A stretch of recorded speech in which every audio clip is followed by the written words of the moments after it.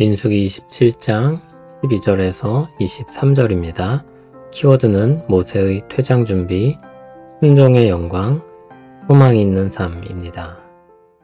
여호와께서 모세에게 이르시되 너는 이 아바림 산에 올라가서 내가 이스라엘 자손에게 준 땅을 바라보라.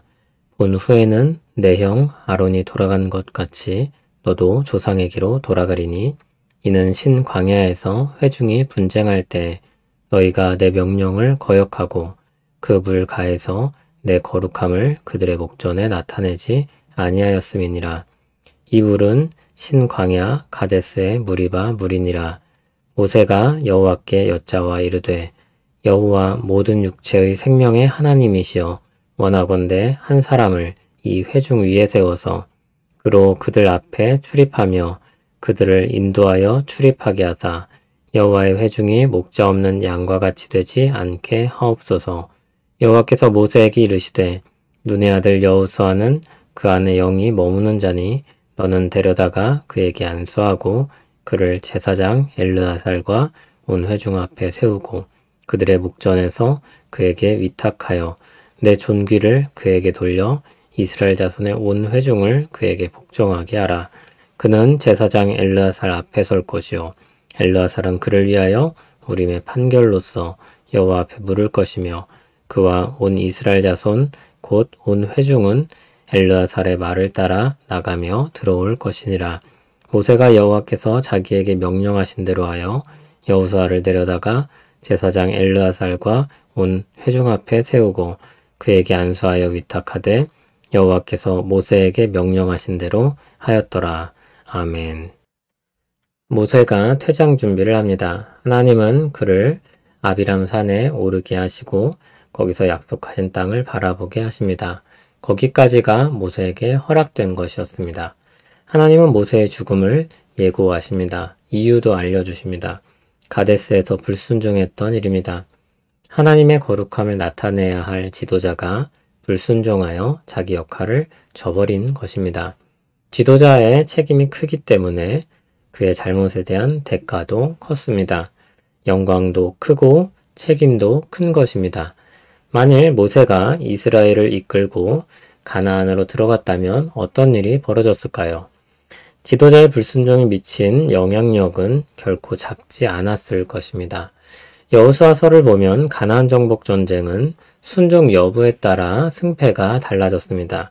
만일 모세와 함께 이스라엘이 가나안으로 들어갔다면 이스라엘은 그 땅을 차지하지 못할 것입니다.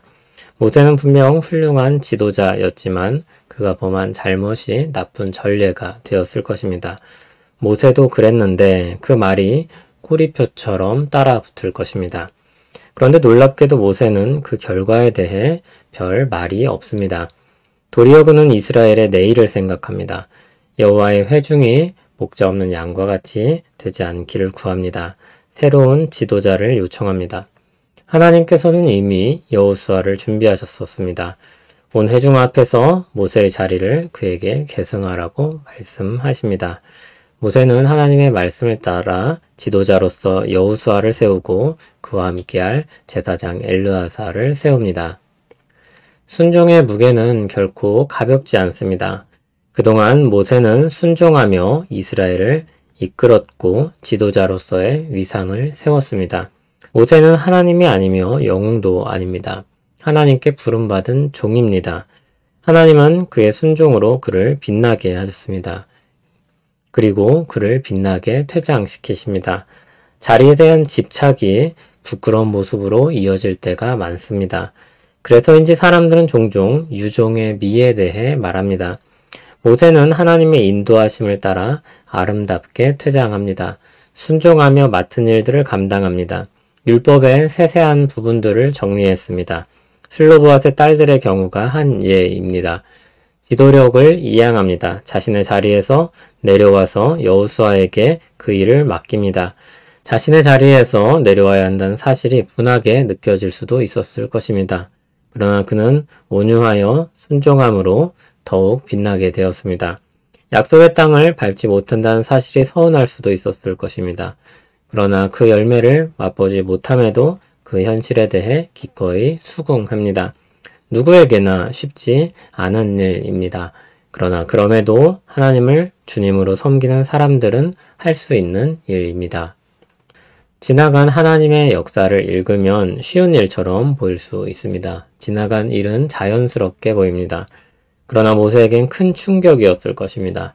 예고하신 것이 있어도 쉽지 않았을 것입니다. 갑작스럽게 병원에서 시한부 선고를 받는 것과 같습니다. 그런 충격이 있었을 것입니다. 아무 부담 없이 책장을 넘기는 것과는 달랐을 것입니다. 그럼에도 주님 안에서 그는 그 현실을 잘 감당합니다. 주 안에서 삶도 죽음도 소망이 있기 때문입니다. 예수 그리스도 안에서 부활의 소망을 가진 사람들은 더욱 그럴 것입니다. 주님 안에서는 죽음 이후도 열려있는 문이 있습니다. 부활의 소망이 있습니다.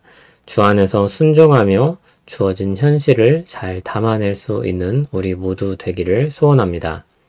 하나님 아버지 예수 그리스도를 통해 주신 소망이 우리 삶을 풍성하게 하기를 소원합니다. 우리 생각과 주장과 바람에 대한 지나친 집착을 버리게 하시며 순종과 온유함을 통해 주님께 영광 돌리게 하옵소서. 우리 삶의 무게와 가치를 더하시는 주 안에서 주님을 빛내고 함께 기뻐하게 하옵소서. 예수님 이름으로 기도합니다. 아멘.